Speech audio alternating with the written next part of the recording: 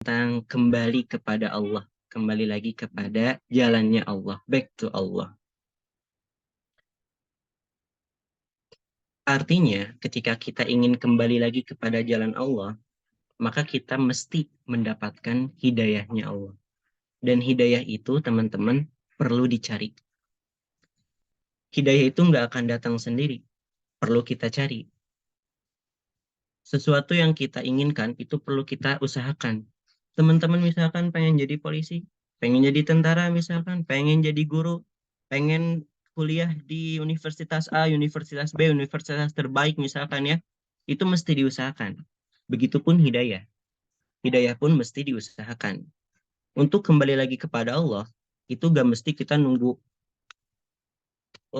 nunggu ada apa ya, perasaan, ya Allah kayaknya aku harus lagi nih mulai, kayaknya aku udah mulai nih kembali dipanggil sama Allah lagi untuk bisa rajin sholat lagi. Tidak nunggu seperti itu. Kita harus sadar diri dan usahakan hari ini juga. Usahakan untuk bisa kembali lagi kepada Allah. Nah, maka teman-teman sekalian, ada beberapa indikator, beberapa ciri-ciri orang yang dapat hidayah. Nah, semoga kita termasuk. Kalau misalkan belum termasuk, nah semoga kita bisa perbaiki itu. Nah, yang pertama teman-teman semua, ciri-ciri orang yang mendapatkan hidayahnya Allah. Ingat ya, hidayah itu perlu dicari dan diusahakan. Yang pertama, dalam surah Al-An'am, ayat 125. Surat Al-An'am, ayat 125. Jadi kata Allah, ciri-ciri orang yang mendapatkan hidayah, hatinya itu, yasa'adu fis sama. Hatinya itu terbuka gitu untuk dadanya itu terbuka untuk menerima agama Islam. Ya so'adu fis sama, kata Allah. Salah satu cirinya yakni mudah untuk melakukan amal solih. Jadi ciri-ciri orang yang dapat hidayah itu mudah melakukan amal solih. Dan ini mesti diusahakan. Saya kasih contoh. Ada satu rumah dekat dengan masjid. Ketika azan berkomandang gitu ya, terus panggil untuk sholat berjamaah, ini orang yang dekat masjid itu nggak bisa ke masjid. Padahal orang itu ada di situ. Dan dekat ke masjid itu tinggal buka pintu, nyebrang, masjid di depan, tinggal jalan, sholat berjamaah, tapi nggak bisa. Nah, kenapa nggak bisa? Nggak dapat hidayah. Hidayah itu mesti diusahakan. Contoh misalkan, contoh lagi.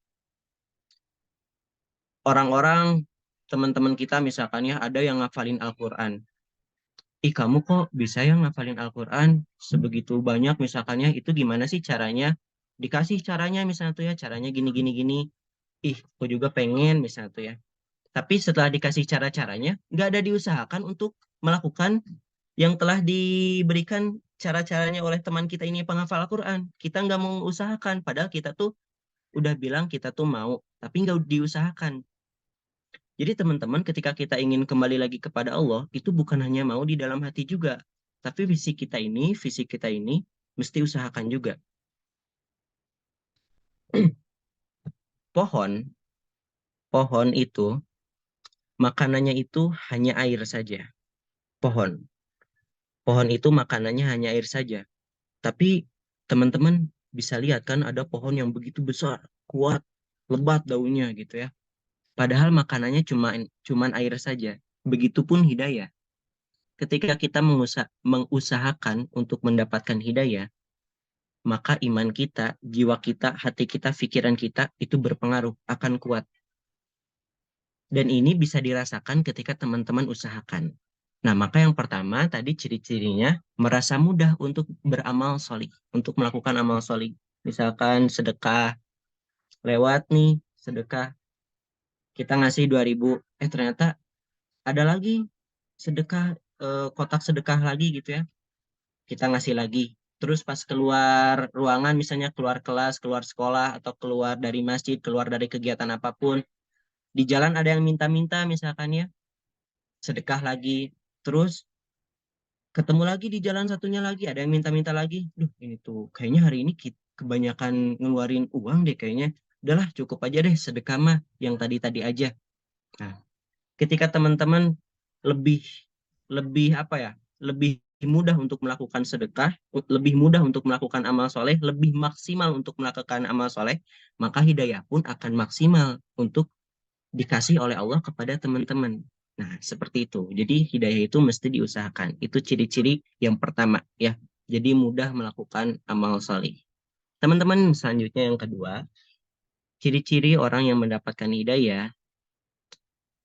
Yang kedua ini dijelaskan dalam surat Al-Anfal ayat 2 sampai 4.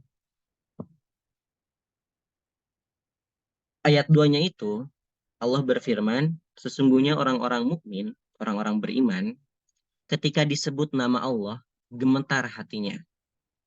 Jadi maksudnya itu ada rasa rindu kepada Allah.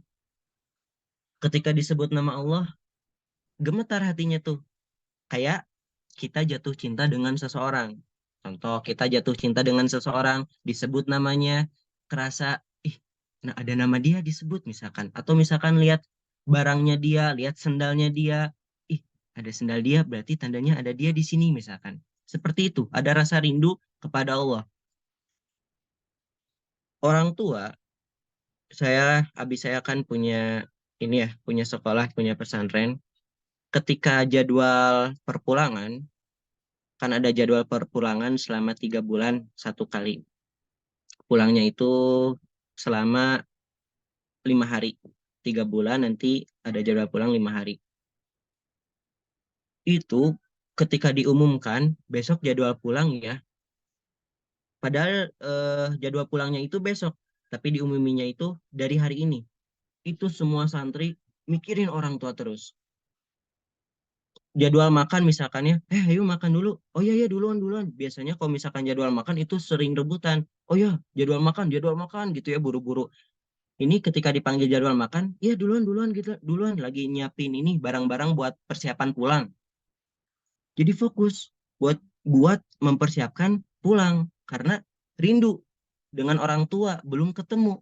Nah, begitupun manusia, ciri-ciri orang yang dapat hidayah itu rasa rindunya itu begitu hebat. Maka dari itu, ciri-ciri orang yang dapat hidayah itu ketika ia ibadah itu bukan hanya yang wajibnya saja yang ia kerjakan, tapi yang sunnah-sunnahnya pun ia kerjakan. Bahkan ditambah lebih maksimal lagi, misalkan sholat duha yang biasanya 2 rakaat, tapi dia lagi rindu sama Allah, lagi pengen dekat sama Allah, lagi pengen minta bantuannya Allah, dia tambah lagi 4 rakaat. Ya usahakan untuk memaksimalkan agar lebih cinta sama Allah, agar lebih dekat sama Allah.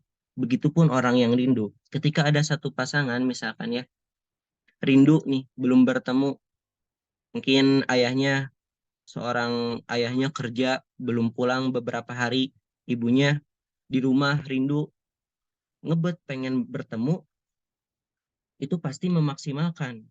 Jam 7 misalkan ya, jam 7 waktunya pemberangkatan untuk pergi ke rumah. Jam 6 itu udah siap-siap.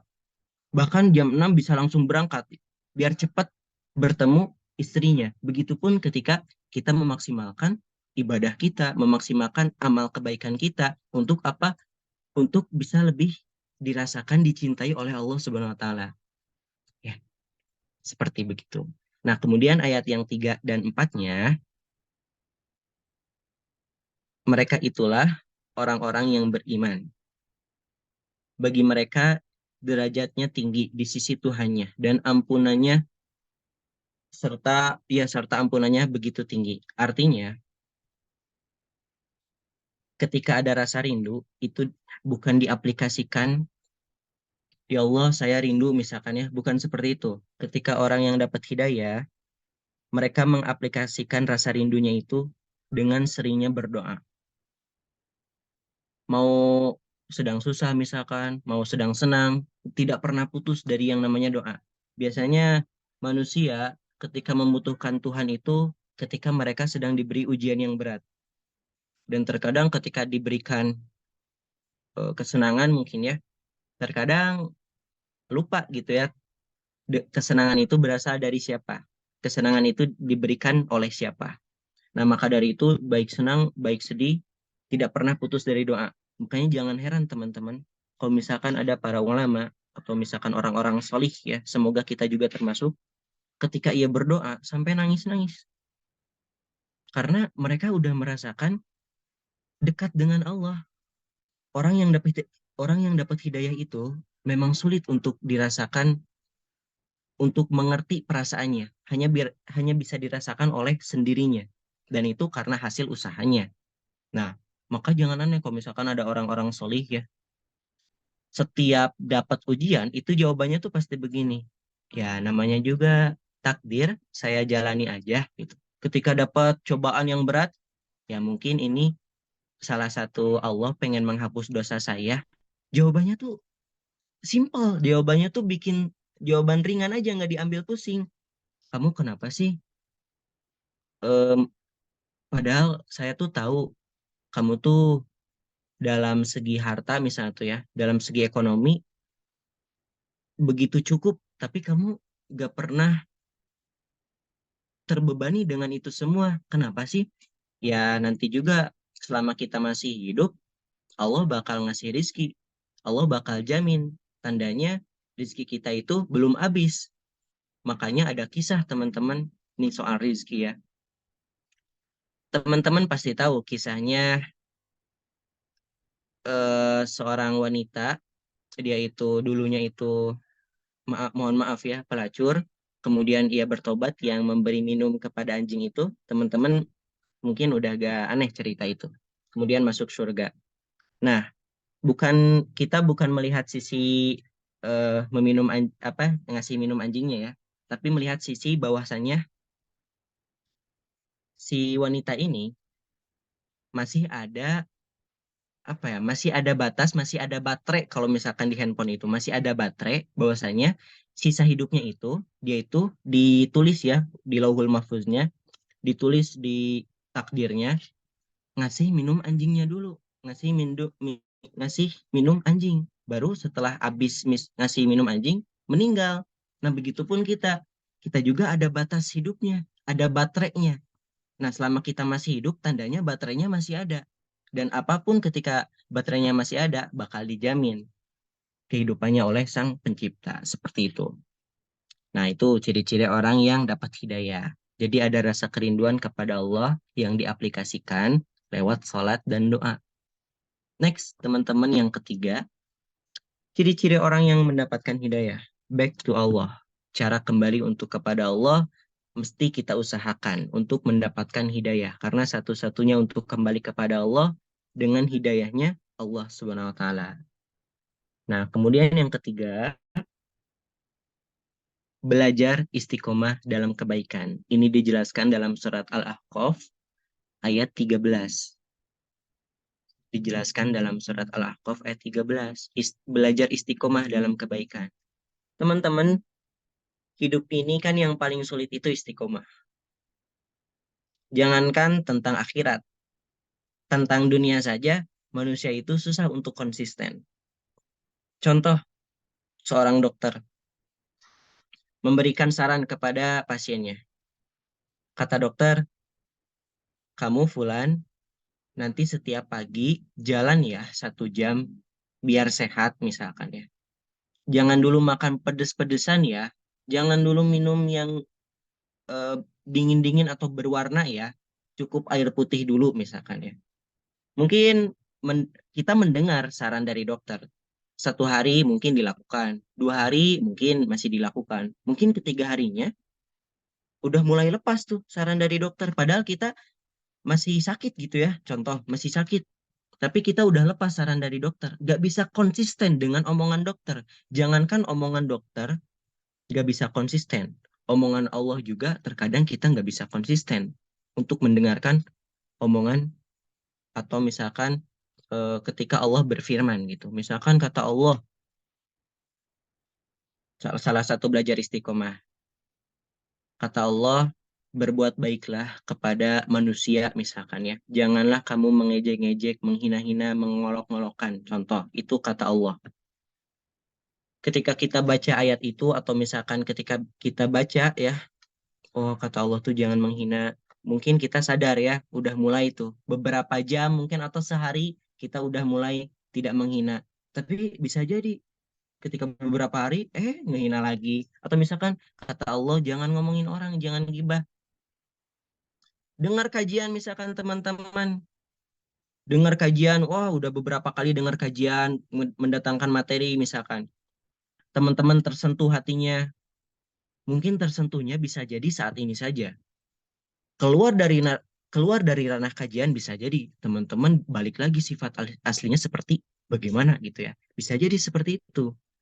Karena ya yang namanya manusia tidak pernah luput dari kesalahan. Tapi makanya kata kata Allah dalam surat Al-Ahqaf ini ayat 13, belajar untuk istiqomah. Ada kata belajar. Belajar itu ya bagaimanapun, mau kapanpun belajar.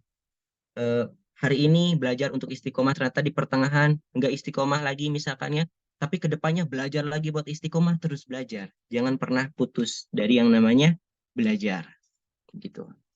Itu yang ketiga teman-teman. Jadi belajar istiqomah dalam kebaikan. Kebaikan apapun itu adalah ciri-ciri orang yang mendapatkan hidayah. Nah, lanjut yang keempat teman-teman, ada enam. Yang keempat, ketika kita ingin kembali lagi kepada Allah, maka kita harus usahakan ya, sekali lagi kita mesti usahakan. Yang keempat, rasa ingin tahu tentang Islam itu luar biasa. Orang yang ingin mengetahui tentang Islam itu ciri-ciri orang yang dapat hidayah. Orang yang pengen belajar tentang agama Islam itu ciri-ciri orang yang dapat hidayah. Faqihu fiddin. Misalkan kalau zaman sekarang lewat sosial media misalkan ya, lewat sosial media, lihat di TikTok, lihat di YouTube, lihat kajian-kajian, misalkan ya, baca-baca tentang hadis, tentang quotes-quotes Islam, misalkan ya, itu sedang belajar agama Islam juga, sama. Jadi, belajar agama Islam itu bukan hanya di ranah kajian, mendengarkan ustadz-ustadz, ikut kajian, ikut ke masjid, itu juga sama. Cuman salah satunya juga lewat sosial media itu juga sama. Belajar agama Islam lewat sosial media, ya, mendengarkan dakwah-dakwah. Nah, orang yang dapat hidayah itu belajar tentang Islam, ingin mengetahui tentang Islamnya itu luar biasa. Apa sih Islam itu? Misalkannya dia nyari tahu doa-doa apa aja sih? Doa-doa apa aja sih yang misalkan oh biar kita dimudahkan dalam urusan dunia, atau misalkan sunnah-sunnah ibadah sunnah apa aja sih yang mendapatkan pahalanya besar. Dia ingin tahu tentang Islam dan dilakukan. Nah, salah satu orang yang dapat hidayah ketika kita ingin kembali kepada Allah, back to Allah, maka mengetahui belajar tentang Islam itu harus luar biasa teman-teman ya. Teman-teman mau belajar apapun silahkan, tapi lebih utamakan lagi untuk mengetahui tentang Islam. Karena satu-satunya pondasi kita di hidup kita itu iman. Dan iman ini mesti diisi baterainya itu dengan pengetahuan atau ilmu-ilmu Islam. Ya, itu. Itu yang keempat. Lanjut lagi teman-teman yang kelima. Back to Allah. Kembali lagi kepada Allah yang harus kita usahakan. Yang kelima, sabar menghadapi kehidupan. Sabar. Kuncinya itu sabar. Ciri-ciri orang yang dapat hidayah itu, orang-orang beriman itu pasti wajib sabar. Bukan belajar sabar, wajib sabar. Belajar sabar untuk awal-awal, ya bagus gitu ya. Tapi ketika kita udah tahu, ketika kita ingin mendapatkan hidayah, ketika kita ingin lebih maksimal kembali kepada Allah, maka bukan belajar lagi, wajib untuk sabar. Hidup itu kan cirinya ujian, teman-teman. Hidup itu cirinya ujian. Nah, ini dijelaskan dalam surat Al-Anbiya ayat 30 ayat 35. Dalam surat Al-Anbiya ayat 35, kata Allah, setiap manusia akan merasakan kematian dan juga ketika sebelum meninggal, sebelum mati, Allah bakal menguji dengan keburukan dan kebaikan. Jadi ujian itu bukan hanya keburukan aja, teman-teman. Karena banyak ya yang menganggap bahwasanya ketika dapat musibah, aduh ini ujian. Aduh, ini ujian. Kebaikan juga itu ujian. Kita ngambil kisah sirah. Pertama, kita ngambil kisah Nabi yang diuji oleh kebaikan. Nabi Sulaiman. Nabi Sulaiman itu diuji kebaikan. Diberi ilmu yang begitu hebat ya, sehingga bisa berbicara dengan hewan, makhluk hidup selain manusia, hewan, jin gitu ya. Bisa berbicara dengan mereka. Kemudian kekayaannya begitu hebat, jabatannya begitu tinggi, kemudian popularitasnya begitu luas. Nabi Sulaiman itu pada saat dulu itu terkenal. Kalau misalkan sekarang tuh artis besar lah gitu. Nabi Sulaiman itu diuji kebaikan. Nah, kata Nabi Sulaiman pernah berbicara seperti ini kepada umatnya. Saya diberikan banyak nikmat oleh Allah. Ini adalah ujian bagi saya. Apakah saya bakal lupa dengan Allah atau misalkan terlalaikan dengan nikmat itu semua? Itu Nabi Sulaiman sama menganggap semua nikmat yang diberikan Allah itu adalah ujian. Ini tuh ujian bagi saya. Allah tuh masih banyak nikmat tuh. Biar saya tuh, Allah tuh nguji nggak sih? Jadi bahasanya gini lah. Allah tuh ngasih ujian kepada Nabi Sulaiman. Nih, saya kasih ujian. Saya tuh pengen nguji ketika dikasih ujian masih ingat gak ya sama yang memberikan kenikmatan misalkan. Saya kasih nikmat banyak nih, tapi masih ingat gak ya sama yang memberi nikmat. Nah, begitupun Nabi Sulaiman. Nabi Sulaiman itu takut kalau misalkan lupa siapa yang memberi nikmat. Makanya kata Nabi Sulaiman, nikmat, kebaikan itu juga adalah ujian. Ujian ya. Sekarang banyak nih misalkan orang-orang yang diberikan harta lebih, ilmu lebih, tapi dipakai dengan yang kurang tepat. Contoh misalkan, para pejabat itu pintar-pintar teman-teman. Para pejabat, dokter, guru-guru pintar-pintar. Tapi ada yang dipakai kepintarannya itu untuk membohongi orang yang kurang pintar. Ilmunya itu dipakai untuk menghancurkan orang-orang yang kurang pintar. Atau misalkan orang yang punya harta lebih, dipakai hartanya buat menghancurkan ya orang-orang yang kurang punya harta. Misalkan ya sekarang kan udah banyak nih sawah-sawah dipaksa dibeli. Nih saya beli ratusan juta atau miliaran bahkan ya saya beli. Misalkan oh tidak mau, ini cuman harta saya yang saya punya misalkan ya. Udah saya beli aja nih. Dengan uang sebanyaknya misalkan ya akhirnya tergoda dibeli dan dibangun misalkan perumahan atau gedung. Dan akhirnya orang-orang yang mungkin kurang dengan hartanya kebingungan untuk mendapatkan hasil di mana. Biasanya kan dari sawah. Terus akhirnya minta misalkan boleh nggak minta saya uang misalkan. Ya usaha sendirilah gitu misalkan ya. Itu banyak orang-orang yang memakai hartanya untuk merugikan orang lain. Kemudian kita lihat lagi contoh Nabi Ayub yang diberikan keburukan, ujian penderitaan. Ya, ujian penderitaan ya, ujian keburukan. Kan dikasih penyakit yang begitu lama, itu juga sama ujian. Kata Nabi Ayub, apakah saya ketika diberi ujian penderitaan ini bakal putus asa, bakal bisa bertahan untuk sabar, atau misalkan saya udahlah mending milih putus asa aja. Misalkan jadi milih kalau zaman sekarang mungkin ya bunuh diri aja lah misalkan ya kan kebanyakan ketika manusia itu tidak kuat untuk menanggung beban itu bunuh diri. Nah, kenapa Nabi Ayub itu bisa sabar dengan ujian penderitaan? Karena imannya yang kuat, hatinya yang udah terikat dengan Allah. Kenapa banyak di zaman sekarang ini ya yang bunuh diri seperti itu, banyak beban yang ia gak sanggup untuk ia jalani, kemudian ia bunuh diri karena imannya nggak kuat. Ketika Allah kasih ujian beban, ya ujian penderitaan atau misalkan beban ya kepada satu orang dan satu orang ini seorang ini gak kuat untuk menjalaninya. Gak kuatnya itu karena porsi imannya masih kecil, sedangkan ujiannya berat.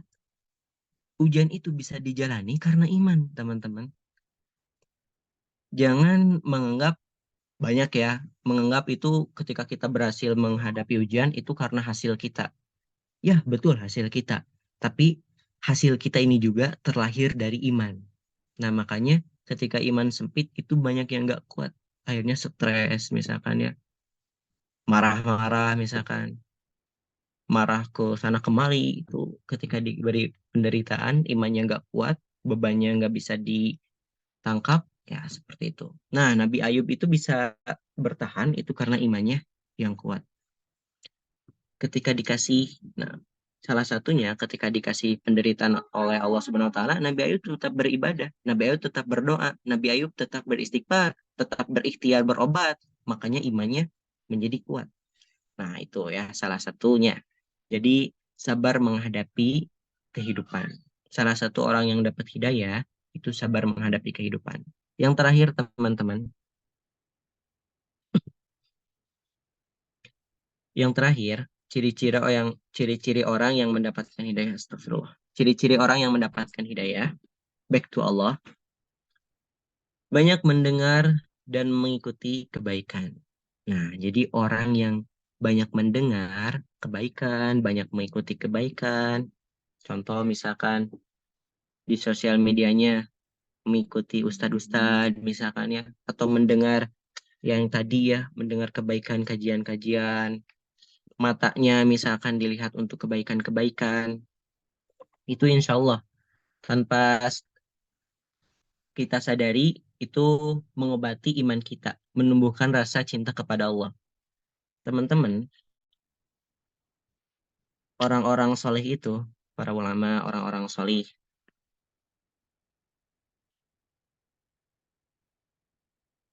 kenapa ada suaranya? Orang-orang soleh, para ulama, kenapa mereka itu, kalau kita lihat ya, kenapa mereka itu tenang-tenang, wajahnya tuh tenang gitu ya, pribadinya itu tenang, bahkan yang mereka lakukan tuh sangat lembut gitu ya, misalkan kayak buku nih, misalkan ngangkat buku aja adem gitu liatnya tuh. Atau misalkan ngebuka bukunya tuh adem. Beda beda kayak ya kayak orang-orang biasalah atau kayak kita gitu ya. Kalau misalkan buka buku ya buka buku aja biasa. Tapi kalau orang-orang yang berilmu, orang-orang yang apa, orang-orang yang solih, ketika melakukan sesuatu itu adem aja dilihatnya tuh. Nah ternyata teman-teman saya dapat satu ilmu ya dari guru saya yang saya juga mungkin menyadari akan hal itu. Jadi kata guru saya, ketika teman-teman ingin mendapatkan ketenangan, yang tadi ya mendengar kebaikan, mengikuti kebaikan, melihat kebaikan, itu munculnya ketenangan. Nah, kata guru saya, ketika teman-teman ingin tenang hidupnya, salah satunya tentunya ibadah ya. Namun salah satunya lagi, yakni banyak melihat orang yang solih. Kalau pengen tenang hidupnya banyak melihat orang yang solih dan kalau bisa bergabung dengan orang yang solih. Misalkan ada kajian nih, kalau bisa bergabungnya langsung ya, berhadap-hadapan, maksudnya kayak kajian kita ada di situ. Kalau misalkan seperti virtual begini tuh ada kurang lah gitu, efeknya kurang. Namun kalau misalkan langsung bertemu itu insya Allah teman-teman tenang dan saya rasakan itu sendiri. Ketika saya bertemu Agim, kalau misalkan teman-teman ada yang tahu ya, Agim itu Ustadz dikenal di Jawa Barat ini, di Bandung. Ketika bersama dengan Agim, saya tuh tenang banget. Bahkan ketika kajian bareng Agim, teman-teman, yang disampaikan Agim itu, materinya itu saya tahu. Saya udah, saya udah paham. Yang disampaikan Agim itu saya paham. Oh ya ini materi tentang ini, ayatnya ini, saya tuh paham. Namun ketika disampaikan ulang oleh Agim, itu rasanya tuh beda, teman-teman. Lebih lebih kena lagi gitu dan lebih tenang lagi. Maka benar kata guru saya, ketika teman-teman ingin tenang hidupnya, ingin tenang hatinya, coba sering berinteraksi, bergabung, atau misalkan melihat aja orang-orang solih. Nah, kenapa hidup kita ini ketika diberi ujian atau misalkan ketika menjalani hidup itu kadang ngerasa gelisah, ada rasa gelisah padahal gak ada apa-apa. nggak ada masalah, nggak ada apa-apa, tapi sering gelisah. Nah, salah satunya nih mata kita ya. Mata kita mengikuti atau mendengarkan telinga kita itu yang tidak baik. Misal FVP di TikTok, yang lewatnya itu orang-orang kafir misalkan ya. Atau misalkan lihat film deh, lihat film contoh. Teman-teman yang suka lihat film, boleh lihat film, gak dilarang. Tapi tidak, jangan terlalu sering juga teman-teman ya. Hiburan, hiburan aja boleh. Misalkan ada teman-teman yang cinta drakor gak apa-apa. Oke, cuman kalau misalkan keseringan melihat drakor, yang dilihat itu kan orang-orang kafir, cara-cara gaya-gaya mereka itu kan beda dengan orang-orang Islam ya. Ketika kita sering melihat itu, tanpa kita sadari, masuk ke alam bawah sadar kita, itu berpengaruh kepada iman kita, teman-teman. Tapi kalau misalkan kita sering melihatnya tuh, para ulama, misalkan ya, para ustadz-ustadz, itu juga tanpa kita sadari masuk ke alam bawah sadar kita itu berpengaruh juga kepada iman kita. Nah, maka dari itu ciri-ciri orang yang dapat hidayah itu banyak mendengar kebaikan, mengikuti kebaikan dan melihat kebaikan. Dan tentunya jangan lupa juga berbuat kebaikan kepada sesama. Teman-teman ada satu quotes. Pohon itu pohon yang berbuah. Meskipun buahnya itu sering dibawa ya, sering diambil gitu oleh manusia, pohon itu suatu saat nanti bakal tetap mengeluarkan buah itu. Sering diambil, tambahkan buah lagi, diambil lagi, melahirkan buah lagi, diambil lagi, melahirkan buah lagi. Bahkan terkadang ada pohon yang udah banyak memberi manfaat, banyak memberi buah, tapi akhir-akhirnya ditebang. Ketika orang yang berbuat kebaikan, tidak ada balasan lagi kepada dia kebaikan misalkan dari orang lain, jangan pernah berhenti teman-teman. Belajarlah kayak pohon, meskipun bahkan teman-teman dijatuhkan, padahal teman-teman sering berbuat baik, tapi teman-teman dijatuhkan, teman-teman ditebang, jangan stop untuk berbuat baik. Lihat pohon, pohon juga banyak berbuat baik, banyak memberikan buah misalkan ya kepada manusia, bahkan sampai beberapa kali ternyata akhir-akhirnya ditebang. Ya, tugas pohon hanya itu saja. Begitupun manusia, tugas manusia pun ya hanya bermanfaat bagi orang lain, berbuat kebaikan hingga yang penting Allah ridho gitu ya. Setiap kita membuat kebaikan, kita mencari ridhonya Allah. Jangan mencari balas budinya orang lain gitu. Nah, maka dari itu, ciri-ciri orang yang dapat hidayah, ya sekali lagi, mendengar kebaikan, mengikuti kebaikan, melihat kebaikan, dan tidak pernah berhenti juga berbuat kebaikan. Teman-teman, untuk materi, hanya ini saja yang saya sampaikan. Mungkin kalau misalkan ada sharing-sharing, saya pengen banget sharing-sharing sama teman-teman. Karena biasanya teman-teman setiap saya kajian, terutama pendengarnya itu banyaknya anak muda. Anak muda itu paling seneng ketika sharing-sharing gitu, ngobrol-ngobrol. Nah, maka dari itu, insya Allah saya pengen banget sharing-sharing sama teman-teman. Nah, teman-teman saya ulang lagi ya. Tadi ada ayat-ayat yang belum ketulis katanya.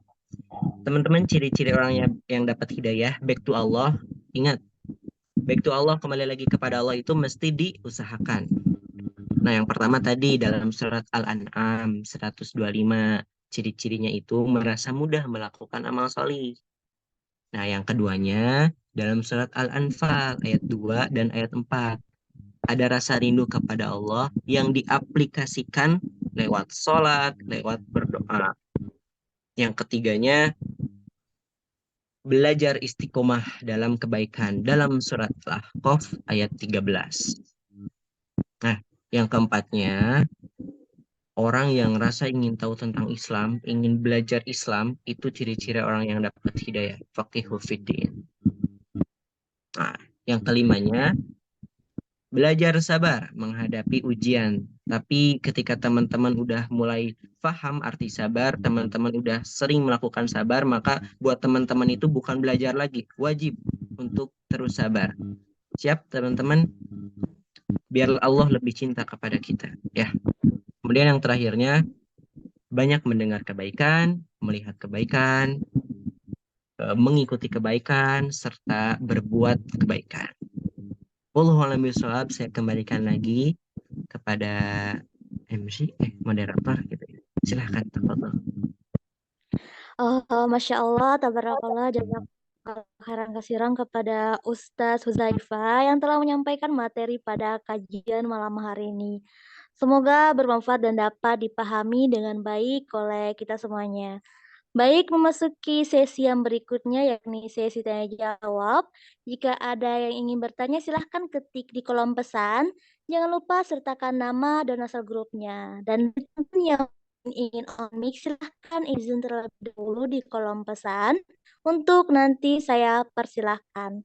Pertanyaannya tidak boleh melenceng dari pembahasan pada kajian malam hari ini. Baik, kepada teman-teman yang ingin bertanya dipersilahkan.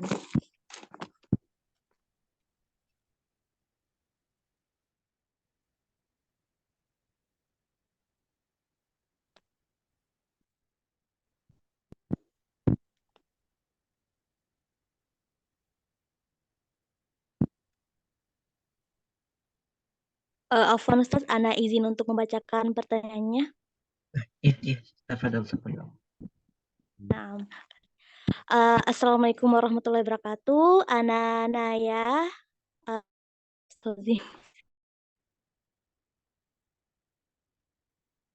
Ana jika jauh dari Allah atau hal yang iman kita rasanya turun banget, bagaimana halnya yang mudah cara kita kembali mendekati diri kita kepada Allah lagi dan kembali menaikkan iman kadang rasanya malas memberatkan buat ngelakuinnya. Waalaikumsalam warahmatullahi wabarakatuh.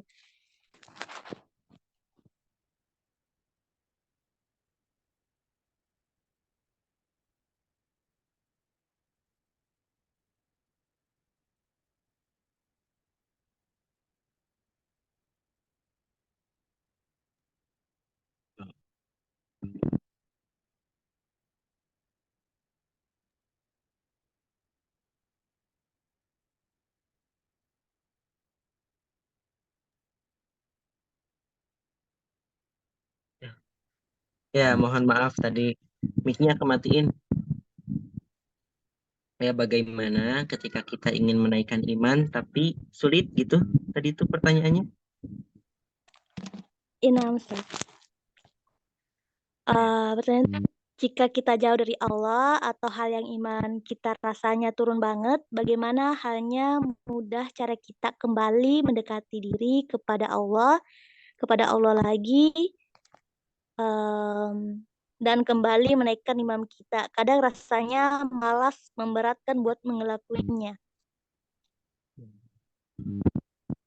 Baik, teman-teman, bagaimana ketika iman kita ini udah turun banget dan kita ingin mulai kembali menaikkan iman kita, tapi rasanya malas banget untuk menaikkan iman gitu ya. Teman-teman semua, iman itu akan mudah iman itu akan mudah kita dapatkan, akan mudah kita naikkan kembali, akan mudah kita semangati kembali, akan mudah berapi-api kembali ketika dalam ranah keluarga itu tidak ada kemaksiatan. Salah satunya itu yang paling penting itu yang harus diperhatikan. Saya udah beberapa kali teman-teman sharing-sharing dengan beberapa ustadz tentang cara menaikkan iman gitu ya. Karena mesti saya juga, para ustadz juga, para orang-orang yang berilmu juga, berilmu agama, mesti imannya itu sering tergoda, teman-teman. Maksudnya itu sering turun gitu ya, naik lagi ya. Yang namanya iman kan seperti itu ya, naik turun. Cuman bedanya orang-orang soleh itu, para ulama ketika turunnya itu masih bisa dianggap ya masih bagus lah gitu. Misalkan sholat sunnah duha 4 rakaat, ketika imannya turun jadi 2 rakaat, itu masih masih bagus, masih bisa melakukan amalan sunnah. Nah, bagaimana kalau misalkan kita menaikkan iman tapi sulit sekali? Kita pengen naikin iman tapi sulit sekali. Nah, saya dapatkan satu poin yang mungkin ini benar-benar berasal dari sini. Kenapa iman kita susah naik? Ada kemaksiatan dalam ranah keluarga kita. Contoh, misalkan ya, mohon maaf, ketika ada orang tua yang masih melakukan keburukan, ingat, itu efeknya itu kepada anaknya juga. Atau misalkan anaknya yang melakukan maksiat, itu efeknya juga kepada orang tuanya juga. Intinya, dalam lingkungan keluarga itu, kalau kalau sinyal itu masih sambung menyambung ya. Jadi kalau misalkan ada yang melakukan maksiat, itu yang kena tuh kena dampaknya tuh semuanya. Contoh misalkan kalau dalam yang bisa kita lihat lah, contoh ada seorang ayah yang korupsi misalkan ya.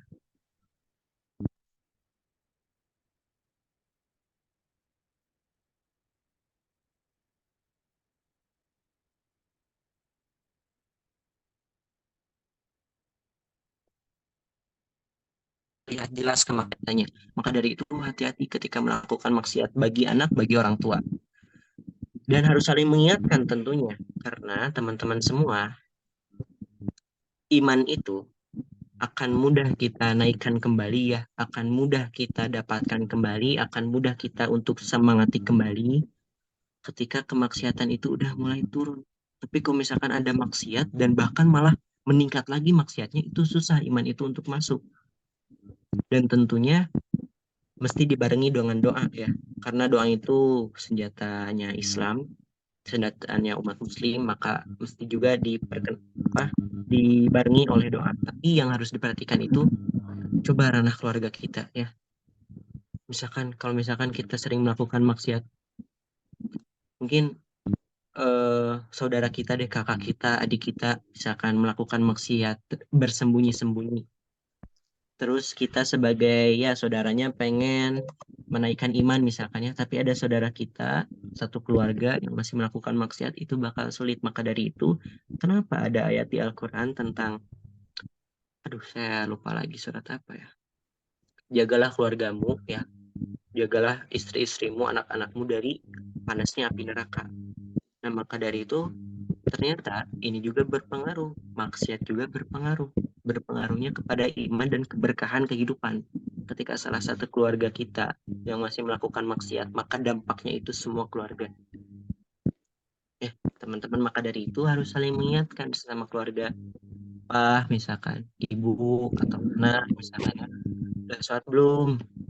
Udah istighfar belum? Misalkan ya, takutnya hari ini udah melakukan dosa, ayo istighfar, istighfar, seperti itu. Insya Allah ketika saling memotivasi, saling menyemangati untuk berbuat kebaikan, satu keluarga aja, insya Allah keimanan, keberkahan itu bakal muncul dengan sendirinya. Teman-teman nanti jadi enak melakukan ibadah. Teman-teman jadi adem adem ayem lah bahasanya ketika melakukan ibadah. Seperti itu. Wallahu a'lam bishawab. Semoga bermanfaat. Baik, pertanyaan selanjutnya. Assalamualaikum Ustazai, Ana Eci dari Manado izin bertanya, bagaimana cara kita menanggapi seseorang yang sulit dinasehati tentang kebaikan? Syukron. Baik, bagaimana menanggapi orang ya yang sulit diberikan kebaikan. Teman-teman, ada hadis bahwasanya kita sesama muslim itu wajib untuk saling mengingatkan, untuk mengajak kebaikan. Wajib agar apa? Agar nanti ketika dihisab nanti tidak menjadi beban buat kita. Takutnya nanti ketika dihisab nanti teman kita menyalahkan, ya Allah, saya nggak pernah diingetin sama teman saya tentang ini, tentang itu. Oh, teman saya enak dapat surga misalkan, sedangkan saya dapatnya ke neraka misalkan ya. Padahal teman saya itu tahu saya itu melakukan kesalahan, tapi dia tidak mengingatkan. Bisa ketarik nanti temannya. Kemudian yang keduanya, agar menjadi pahala jariah ketika kita mengajak kebaikan. Yang dijelaskan dalam hadis itu hanya dua. Hanya satu, mengajak kebaikan. Dan pahalanya, efeknya maksudnya dapat dua. Agar nanti di saksi di akhirat tidak berat. Dan kemudian yang kedua, biar dapat pahala jariah. Nah, di hadis itu tidak ada menjelaskan tentang bagaimana kalau misalkan teman kita ini sulit untuk nuruti ajakan kita misalkan ya. Tidak dijelaskan seperti itu. Maka dari itu, kata Allah, cukup untuk ingatkan saja. Cukup untuk ajak saja. Karena yang memberikan hidayah itu Allah Subhanahu wa taala. Ya, yang memberikan hidayah itu Allah Subhanahu wa taala, seperti Nabi Muhammad dan kakeknya siapa ya? Allah Akbar, saya lupa lagi. Nabi Muhammad itu kan sampai kepada kakeknya buat ayo kakek masuk Islam gitu ya. Kakeknya siapa ya? Saya lupa lagi namanya. Kalau ada yang tahu, ya kasih tahu. Lupa lagi. Nah, dipaksa gitu, ayo, ayo dapat hidayah masuk Islam, ayo masuk Islam gitu ya. Tapi kata Allah, Allah ingatkan kepada Nabi, wahai Nabi, yang memberikan hidayah itu saya, Allah.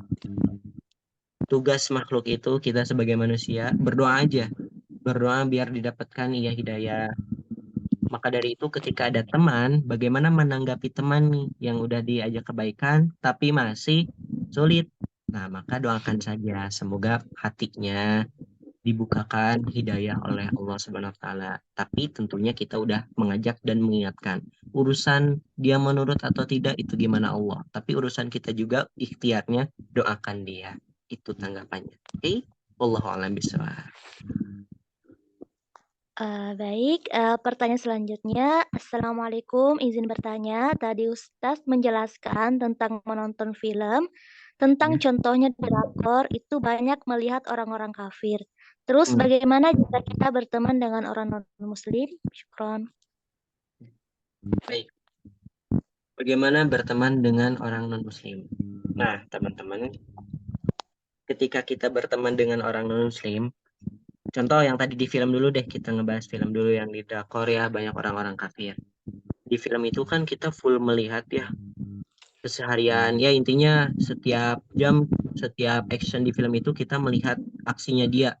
Ketika aksi makannya, misalkan ya sambil berdiri atau bagaimana, atau makan yang haram, atau misalkan pergi ke gereja, atau misalkan seperti apa. Intinya kita lihatlah, lihat semua itu.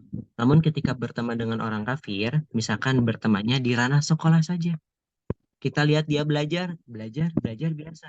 Tapi kalau misalkan kita berteman dengan orang kafir, kita lihat-lihat nih, misalkan diajak nih, yuk mau lihat gak ke gereja misalkan ya, contoh, mau lihat gak ke gereja, lihat-lihat aja misalkan ya, ya udah tuh, ayo misalkan ya, aku juga pengen tahu gereja itu kayak gimana. Nah, sampai kita ke bawah-bawah kebiasaannya dia, sampai kita melihat kebiasaannya dia, nah yang itu yang tidak boleh itu, karena kenapa? Takutnya tanpa kita sadari masuk ke alam bawah sadar itu berpengaruh kepada iman kita. Kok adem banget ya di gereja misalkan, takutnya ada ya omongan-omongan seperti itu di hati kecil kita.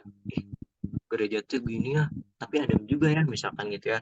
Terus lihat cara dia berdoa misalkan ya, cara dia berdoa, atau misalkan lagi di kelas cara dia berdoa ya, orang Kristen misalkan ya gitu-gitu. Terus kita lihat, terus kadang kita tiba-tiba bercanda ngikutin gitu ya, ngikutin itu. Atau misalkan yang sering terjadi nih, tanpa masuk ke alam bawah sadar kita, itu banyak orang muslim yang ngomong astaga, astaga, astaga, kaget astaga. Padahal di dalam Islam juga udah punya khasnya sendiri lah bahasanya seperti itu. Astagfirullahaladzim. Tapi banyak orang Muslim saat ini yang latah menyebutkan astaga. Padahal orang Muslim. Nah, kenapa? Bisa jadi ketika ia punya teman non-Muslim, dia sering melihat kebiasaannya. Makanya jadi masuk ke alam bawah sadar dan diikuti. Nah, kalau misalkan nonton film, itu kan otomatis ya kita benar-benar ngeliatin gitu. Di siang harinya pas actionnya, misalkan ya action siang hari, malam hari kita ngeliatin. Nah, kalau misalkan berteman dengan orang non-muslim boleh-boleh saja, tapi jangan sampai kita melihat sering lihat kebiasaannya, misalkan bahkan diikutin. Contohnya kayak tadi Pak Alam bawah sadar bilang astaga astaga ikuti seperti itu. Tapi boleh bersama dengan orang kafir. Kita boleh bersosialisasi dengan siapapun, tapi jangan sampai kita keajak atau misalkan kita bahkan bercanda atau sengaja mengikuti kebiasaan-kebiasaan mereka. Ya, Allah a'lam bishawab. Nah, Ustadz, pertanyaan selanjutnya, Assalamualaikum Ustadz, seperti dengan tema malam hari ini, saya izin bertanya, jika ada kerabat yang keluar dari agama Islam, bagaimana caranya untuk membuat dia kembali lagi?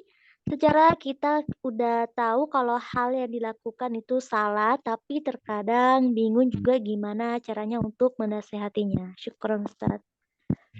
Baik.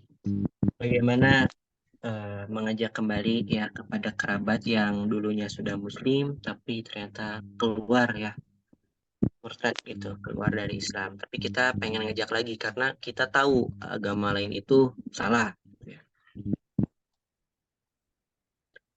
Teman-teman, yang menjadi pilihan dia keluar dari Islam itu adalah hatinya. Dan hati itu teman-teman gak bisa kita paksakan. Sama halnya seperti jatuh cinta. Jatuh cinta itu gak bisa dipaksakan teman-teman. Teman-teman jatuh cinta ke si A misalkan ya. Terus disuruh sama bestie kita misalkan, kamu jangan ke si A dong, mending ke si B aja. Gak bisa dipaksakan seperti itu. Kita pasti bakal terus milih si A karena memang kita udah jatuh cintanya kepada si A. Hati itu nggak bisa dipermainkan, teman-teman. Hati itu nggak bisa dipaksakan untuk memilih sesuatu. Nah, orang yang udah keluar dari agamanya, Islam tadi ya, jujur, itu bakal sulit untuk diajak lagi. Karena hatinya udah milih seperti itu. Terus bagaimana tanggapan kita dong kalau misalkan dia udah keluar dari Islam, kita pengen ngajak lagi, udah tahu agama yang lain itu misalkan salah gitu ya, bla bla bla bla misalkan ya, mau diajak 100 kali pun 1000 kali pun ketika hatinya memilih agama lain itu bakal susah. Kemudian bagaimana tanggapan kita? Udah, biarkan saja. Biarkan saja mereka memilih pilihannya. Maka dari itu Rasulullah pernah bilang, agamamu ya agamamu, agamaku ada agamaku. Agamamu, kamu memilih agamamu, agama itu silahkan. Agamaku, agamaku. Gitu ya. Tapi mohon jangan sampai tapi mohon ya, jangan sampai ketika kita masih kerabat, beda agama, jadi putus juga tali silaturahmi, tali kerabatnya jadi putus, jangan sampai. Masih ya harus tetap lah meskipun beda agama, tali silaturahmi, tali kerabat itu harus tetap bersambung ya. Rasulullah juga berteman dengan orang-orang kafir. Rasulullah juga baik kepada orang-orang kafir. Tapi yang harus, nah itu yang pertama. Yang kedua, selalu amalkan kebiasaan-kebiasaan orang Islam. Salah satunya berbaik hati. Amalin terus aja kepada kerabatmu yang udah keluar Islam itu baik hati gitu ya. Ketika kesusahan dibaikin gitu ya. Biar mereka itu melihat lagi, terbuka lagi hatinya. Orang-orang Islam itu ademnya, baik-baik misalkan. Seperti itu. Rasulullah juga kan begitu kepada orang-orang kafir. Sehingga banyak orang-orang kafir yang suka kepada Rasul. Padahal orang kafir. Ya, begitu. Kita ngambil contoh aja dari Rasulullah SAW. Ya, biarkanlah agamamu agamamu, agamaku agamaku. Hati itu nggak bisa dipaksakan, tapi kita juga mesti berbuat baik dan jangan sampai putus kerabat. Ya, Allah a'lam bishawab. Anam, pertanyaan terakhir teman-teman. Assalamualaikum Ustadz, Ana Ani Itfa Ashbul, izin bertanya, gimana sih caranya mengontrol hawa nafsu yang ketika hati ingin taat tapi jasad selalu bermaksiat? Syukur Ustadz. Baik, bagaimana mengontrol hawa nafsu ketika hati ini ingin taat tapi jiwanya apa terlalu apa ya terjun kepada kemaksiatan. Pertama, teman-teman, tipsnya yang pertama, jauhi dari kesendirian. Karena teman-teman potensi ketika sendiri itu, potensi maksiat itu begitu besar, teman-teman. Ini salah satu tipsnya. Meskipun ya maksiat bisa juga di ranah ramai, ia melakukan maksiat bisa juga misalnya seperti gibah, gitu, bohong misalnya, itu juga sama. Namun salah satu upaya ketika jangan sampai membiarkan pribadi ini ya ketika kita hatinya ingin memulai kebaikan, ingin bertobat, jangan sampai sering sendiri. Boleh sendiri, tapi jangan sampai sering sendiri. Karena sendiri itu mengundang maksiat, teman-teman. Dan maksiat ketika sendiri itu, maksiatnya besar-besar. Serius. Makanya, ada perkataan ulama, kalau ingin melihat seseorang, sifat seseorang itu, lihat ketika ia sendiri. Mungkin di keramaian bisa jadi ia baik. Mungkin di keramaian bisa jadi omongannya baik, omongannya berilmu, misalkan ya, menasehati banyak orang misalkan ya, bagus bagus, tapi lihat juga ketika ia sendiri, apakah ketika ia sendiri melakukan kebaikan yang sama yang seperti ia omongkan, atau misalkan malah melakukan kebalikannya, keburukan. Nah, jadi yang pertama, hati-hati dengan kesendirian. Karena kesendirian itu mengundang maksiat yang besar. Ketika maksiat yang besar berani dilakukan, maka jangan aneh kalau misalkan melakukan maksiat yang kecil, yang lainnya. Maksiat yang besar aja dia berani melakukannya. Gitu. Nah, kemudian tips yang kedua, bagaimana nih? Niat kita udah pengen deket sama Allah, tapi jiwa kita ini masih terombang-ambing gitu ya. Teman-teman, tips yang kedua, carilah teman yang punya sama satu tujuan. Misalkan teman virtual nih saat ini, teman virtual ini ada berapa? 435 kurang lebih. Teman-teman di 435 ini, itu mereka sama-sama punya satu tujuan, sedang belajar agama Islam. Nah, teman-teman mesti punya teman seperti ini. Gak apa-apa virtual juga, lebih baik sih teman langsung gitu ya, tidak virtual. Tapi virtual juga nggak apa-apa. Untuk apa? Untuk saling menguatkan teman-teman. Untuk saling menguatkan dan mengingatkan. Misalkan ya, dan silakan di situ curhat, mau ngobrol apapun dengan teman-teman yang punya satu tujuan, teman-teman hijrah misalkan ya, bagus boleh. Misalkan ya, kamu berat gak sih ketika pas lagi hijrah misalkan ya, kamu punya tips gak sih? Oh iya, aku ada tips. Aku juga berat, tapi aku ada tips. Jadi bisa saling sharing-sharing. Dan di titik itu juga saling menguatkan iman. Nah, insya Allah ketika saling menguatkan iman ya, saling menguatkan, punya teman-teman yang sama-sama punya satu tujuan, insya Allah jiwa ini juga akan dikuatkan, akan punya apa ya, perisai gitu ya. Istilahnya seperti itu. Nah, kemudian yang terakhir, banyak-banyakin istighfar. Itu aja pesan saya. Banyak-banyakin istighfar. Banyak pesan yang Ustadz atau para ulama sampaikan bahwasanya ketika kita ingin terbebas dari kemaksiatan, hati kita ingin melakukan kebaikan, tapi jiwa kita masih melakukan kemaksiatan, maka harus tanamkan bahwasanya kita ini seolah-olah dilihat oleh Allah Subhanahu wa taala. Benar, itu benar. Cuman salah satu sebelum itu banyakin dulu istighfar. Istighfar itu amalan yang mudah dilakukan, tapi efeknya begitu hebat, begitu besar.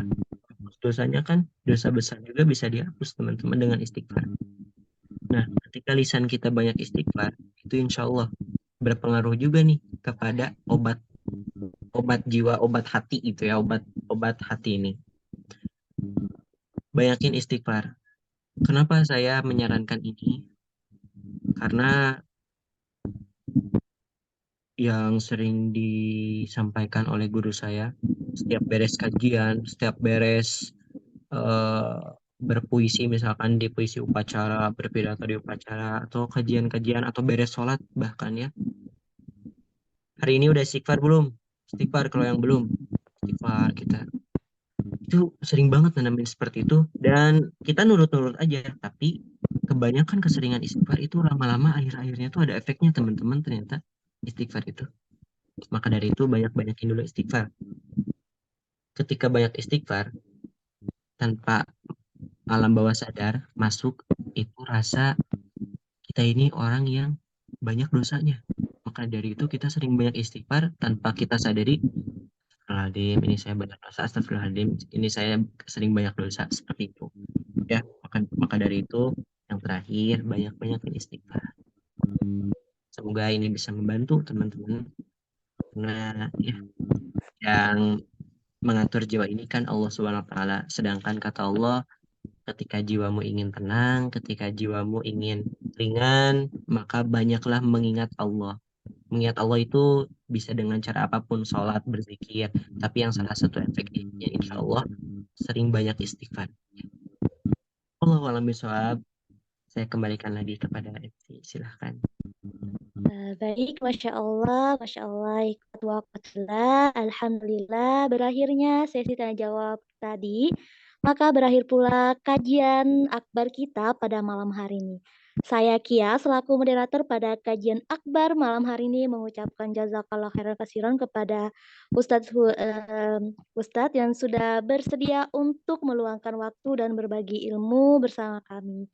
Semoga bisa menjadi ilmu jariah bagi Ustadznya. Dan saya juga mengucapkan jazakumullah khairan kasiron kepada para media partner yang sudah mau meluangkan waktunya untuk mengikuti kajian pada malam hari ini. Serta saya juga mengucapkan jazakumullah khairan katsiran kepada seluruh member Asyabahubul Ilmi atas keaktifan dan partisipasinya dalam mengikuti kegiatan pada malam hari ini.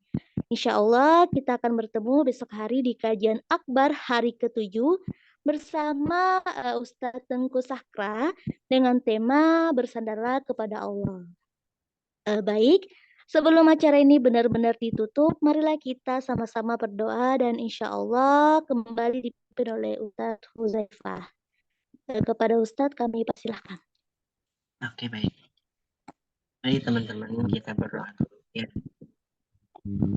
Ya, hari ini kita ada melakukan kesalahan baik disengaja ataupun tidak disengaja, atau bahkan di kajian ini takutnya ada terbesit niat yang salah, maka dari itu kita berdoa dulu. Teman-teman, sebelumnya saya pengen istighfar dulu bareng teman-teman 3 kali aja. Astagfirullahaladzim, astagfirullahaladzim, astagfirullahaladzim. Kemudian kita bersalawat dulu kepada Nabi 1 kali aja. Salawat yang dipakai di sholat ya. Allahumma sholli ala Muhammad wa ala Muhammad. Allahumma sholli ala Ibrahim wa ala Ibrahim wa barik ala Muhammad wa ala Muhammad. Kama barakta ala Ibrahim wa ala Ibrahim wa ala alamin innaka Hamidum. Bismillahirrahmanirrahim. اللهم إنك تعلم أن هذه القلوب قد اجتمعت على محبتك والتقت على طاعتك وتوحدت على دعوتك وتعهدت على نصرة شريعتك فاسق لهم رابطتها وادمدها وادها سبلها واملأها بنورك الذي لا يخبو وصرح صدورها بفيض الإيمان بك وجميل التوكل عليك وأهيها بمعرفتك ومتها على الشهادة في سبيلك إنك نعم المولى ونعم النصير اللهم آمين سبحانك اللهم وبحمدك أشهد أن لا إله إلا أنت أستغفرك وأتوب إليك Assalamualaikum warahmatullahi wabarakatuh. Masya Allah, amin, amin ya robbal alamin. Dengan doa tadi, maka berakhirlah seluruh rangkaian acara pada malam hari ini. Sekali lagi, saya mewakili seluruh jajaran admin Majelis Taklim Asyabahubul Ilmi pada malam hari ini meminta maaf apabila ada selama pelaksanaan kegiatan malam hari ini ada kesalahan, tindakan dan perbuatan kami yang kurang berkenan. Semoga Allah selalu mudahkan dan serta istiqomahkan kita pada kebaikan. See you besok hari. Ikhwat wa akhwat fillah. Wabillahi taufiq wal hidayah. Wassalamualaikum warahmatullahi wabarakatuh. Afwan Ustaz, ana izin boleh foto bareng Ustaz dokumentasi. Oh iya ya, boleh. Saya juga mau foto. Siap. Siapa yang hitung?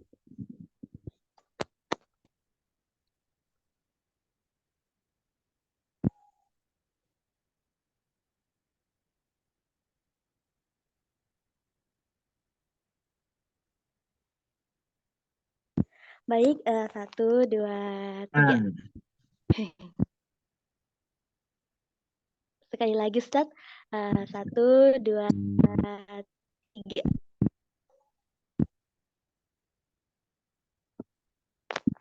Masya Allah, syukur Ustaz. Terima kasih juga kepada para panitia dan semuanya.